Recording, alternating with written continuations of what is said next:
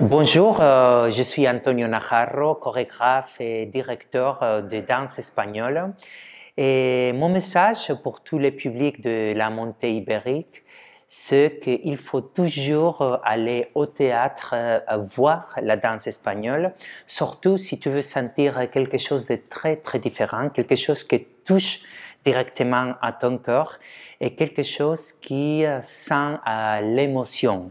Alors, si tu veux sentir l'émotion, il faut que tu vas voir et sentir la vérité de la danse espagnole. À très bientôt.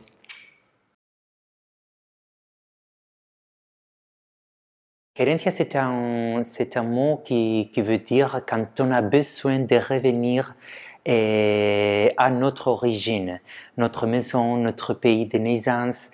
Et après faire beaucoup de spectacles où je faisais des fusions avec le tango argentin, le jazz, le blues, le soul, avec la danse espagnole et le flamenco, et j'avais besoin de créer un spectacle où on voit la vérité de la danse espagnole, la tradition de la danse espagnole avec une optique beaucoup plus moderne et contemporaine au niveau de lumière, des costumes, de la danse. C'était Querencia qui a été créée avec une musique originale créée par les compositeurs Moïse Sanchez, une musique créée pour orchestre symphonique.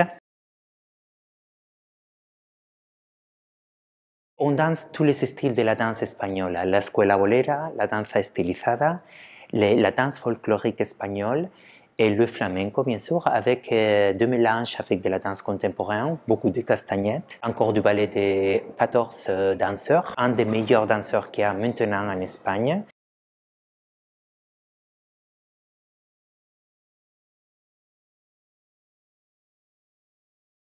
Bon, je suis quelqu'un qui aime beaucoup montrer la danse partout, à la télévision, au cinéma, les défilés de mode, les sports, le patinage artistique, la natation synchronie, le synchro. Et j'ai des différentes optiques. Quand tu montres un message audiovisuel ou quand tu montres un message au théâtre, c'est différent.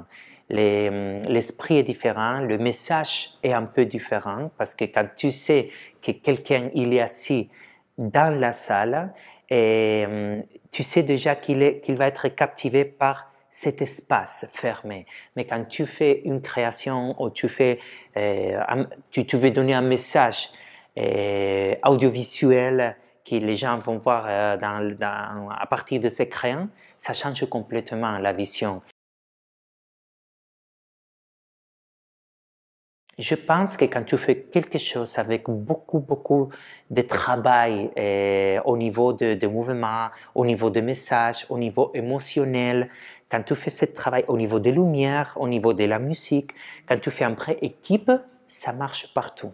Tu peux montrer dans les médias, tu peux montrer au théâtre, tu peux montrer dans une passerelle de mode, tu peux montrer dans une piste de patinage artistique sur glace.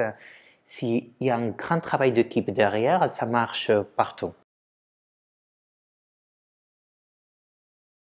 Bon, pour moi, c'est un peu difficile à dire laquelle est ma touche parce que je pense que c'est les gens qui voient le spectacle qui doivent dire, mais en général, je pense que mes spectacles montrent surtout l'élégance. Moi, je suis quelqu'un qui travaille beaucoup sur l'élégance, les lignes d'épurée, les jolis dessins de costumes très près du corps, la subtilité de lumière et des costumes. Et j'ai pas peur que le public va rencontrer un spectacle nouveau parce qu'il y a beaucoup de traditions dans le spectacle. Il y a beaucoup de respect aux traditions au spectacle. J'ai eu la chance d'avoir comme maître et chorégraphe les plus grands de la danse espagnole, Antonio Gades, Antonio el Bailarín, Mariemma, et j'ai beaucoup appris d'eux.